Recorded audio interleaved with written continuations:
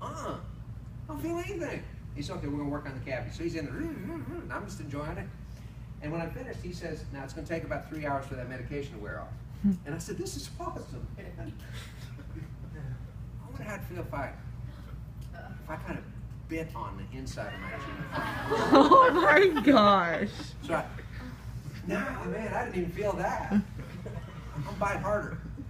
Man, I didn't feel that either. I'm really, man, this would be like a big piece of steak. 3 hours later,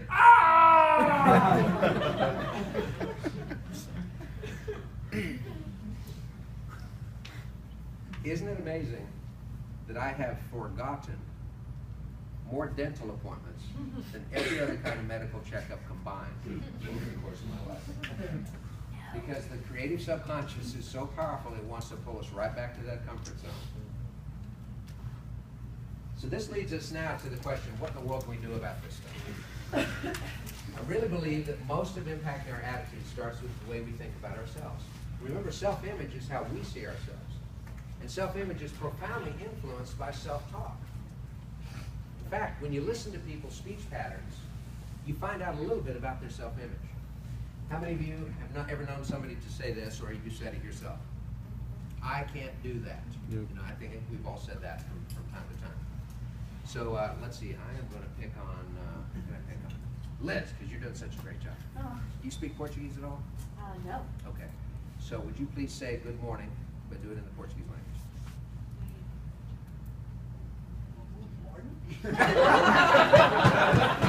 Das ist gut Deutsch, aber nicht es Portuguese.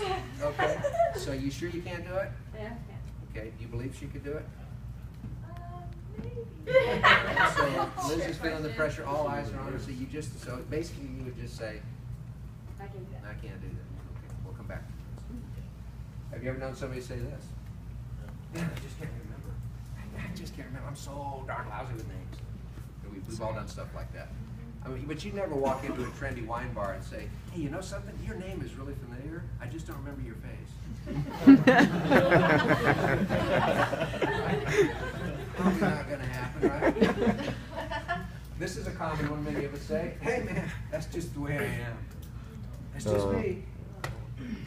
It's just the way I am.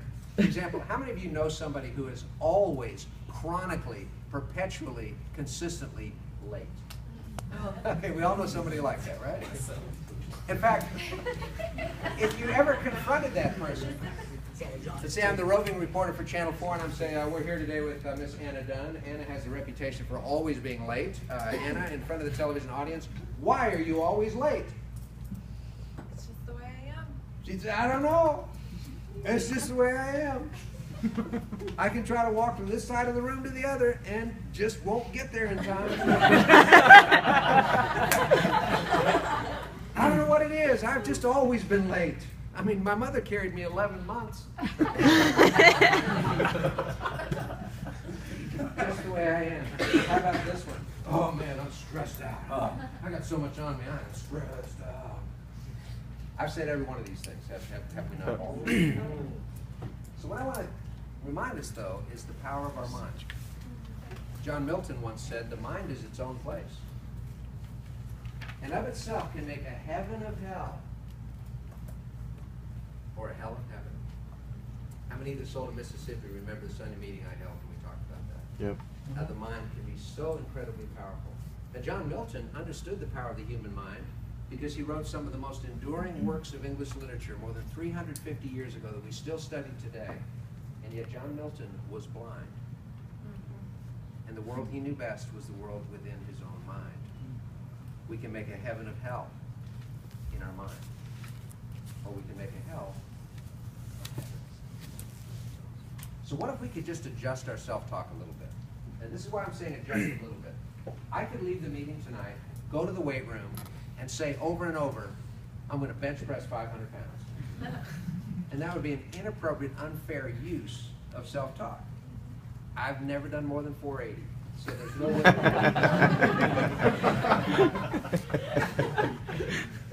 So what I want to challenge you to do is to not leave the room, and if you're my height and so forth, to leave the room and say, I positively believe that I'm 6'3" and blonde-headed and 25 years old. it's probably just not going to happen. So little adjustments. For example, repeat after me, Liz. Bon dia. Bon dia. Everybody try that. Bon dia. Which means what? Good Good morning in Portuguese. Now, isn't this awesome? Do you realize how handy that'll be for you? So, Jonathan, next time you wake up in Lisbon, Portugal, on a street corner in the morning, and a policeman's poking you with his heel, That sounds the accurate. next time it happens, you can say, Bon dia. right? So you at least have something. So here's my question. Why is it a minute ago you couldn't do it, but now you can? I didn't know how. You didn't know how.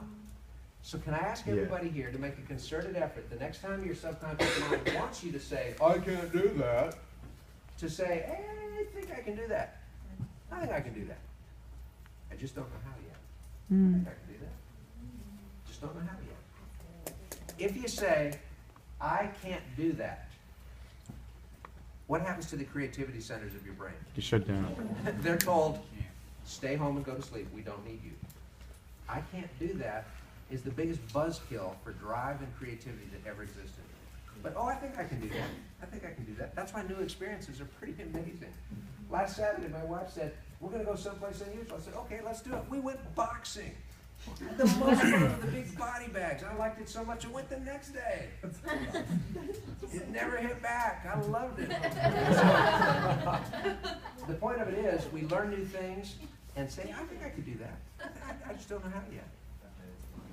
I mean, isn't it ridiculous to think that a 56-year-old man could run the New York City Marathon and beat more than half of the 46,000 people that were running from all over the world? Isn't that ridiculous to think about? Well, I thought it was ridiculous for the first 30 years that I thought about it. And then at some point in my early 50s, I said, I think I can do that. I just don't know how to train yet. So when we start changing our self-talk just a little bit, it's amazing what kind of things can happen. If I can't remember, replace it with this one. It's coming to me. Hang on. I'll get it. It's coming to me. It's almost there. Because if we say, I just can't remember, then it's telling your memory, stay asleep. It's coming to me. I'll get it. Then your memory goes, oh, darn, we got to go to work. And you'll pull it out. Instead of that's just the way I am, say, I choose to change. That was the old me. That's not me anymore. I choose to change. Because we can choose to change. Now here's the problem with the stressed out phrase. That's the most overused phrase in the world. What does stress potentially create? More stress. It creates health problems galore. Heart disease, stroke, all kinds of issues are caused by stress. So when we say, I'm stressed out, then we are basically attacking our health. So I'm going to teach you a new phrase. Next time you're just overwhelmed, say this. Dude, I am really in demand. Man, I am in demand. Hey, everybody, back up, take your turn. Everybody kind of wants a piece of me. It's all right. Have your guy call my guy. We'll do lunch. Ciao. In other words, the kind of people that are in demand are celebrities. The kind of people that are stressed out are paralyzed with fear and doubt. So take a celebrity attitude. You into that? Rock stars are in demand. So when you're overwhelmed, just say, man, I am in demand. Love it. And it impacts vastly how we feel about ourselves. So things start with self-talk, and self-talk has a direct impact on self-image. Who do you spend more time with than anybody else? Yourself. And our self-talk is constantly being repeated. A guy named Maxwell Maltz figured this out. He was one of the first to figure it out. Now, first of all, I think Maxwell Maltz is the coolest name ever. But he was a plastic surgeon in Beverly Hills. People would pay him a lot of money to change their faces or to change their bodies around. And he was really good at it. But what he discovered was that with a high percentage of his patients, he could fix their face, give them a new nose, give them a new body shape, and a high percentage of his patients would come back after surgery and say, you know what, you really messed up my nose. It's even uglier than it was before. And he could look at the picture of the nose she wanted in a magazine and the nose he gave her, and they were identical. And she says, you need to do it again because my nose is still ugly. And so what he discovered was not that people didn't like their nose. They didn't like themselves.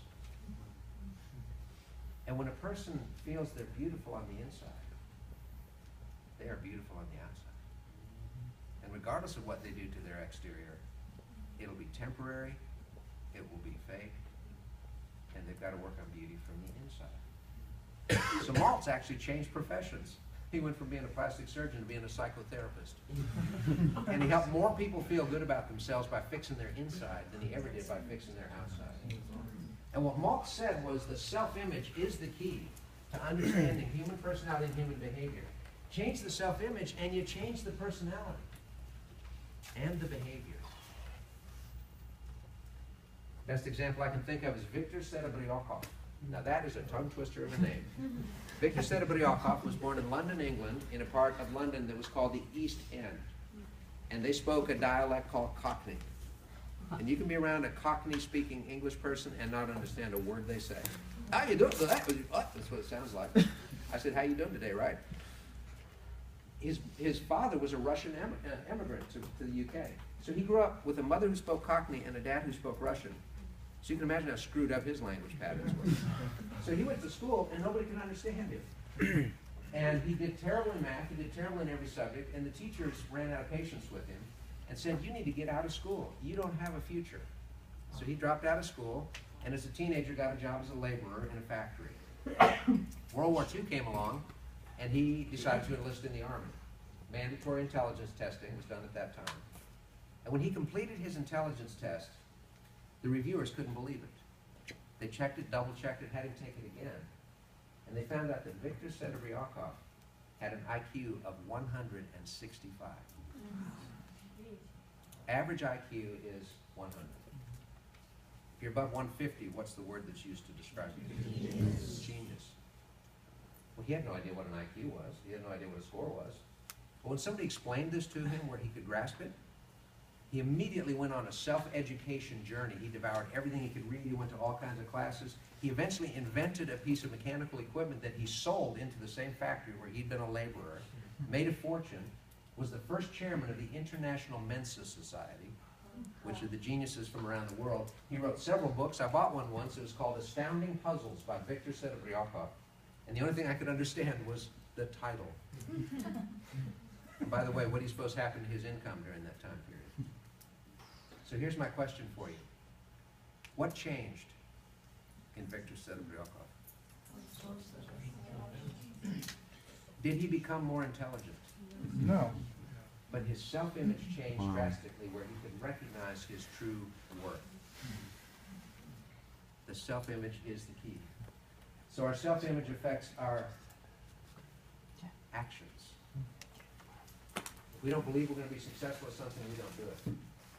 Those of you that have heard me talk about my freshman year in college, I've been a high-achieving high school kid who was a very demoralized freshman in college, to the point where things that I used to excel in, I would turn away from even trying because my self-image had fallen so low. Our actions are determined by how we feel about ourselves. Our actions determine what? What we do, our grades, how much we sell, the relationships we have, how much we pursue exercise and fitness. Our actions are a result.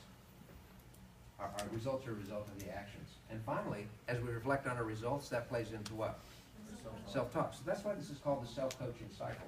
It happens over and over. We see ourselves in a certain way. That's our self-image. Our self-image determines very much the actions we take. Our actions determine the results that we get. And when we reflect on the results, we start to see ourselves in that particular way. How many of you have ever heard the phrase, the rich get richer and the poor get poorer? Can that be partially explained by this? Yep. You see, it's something called the cycle of poverty.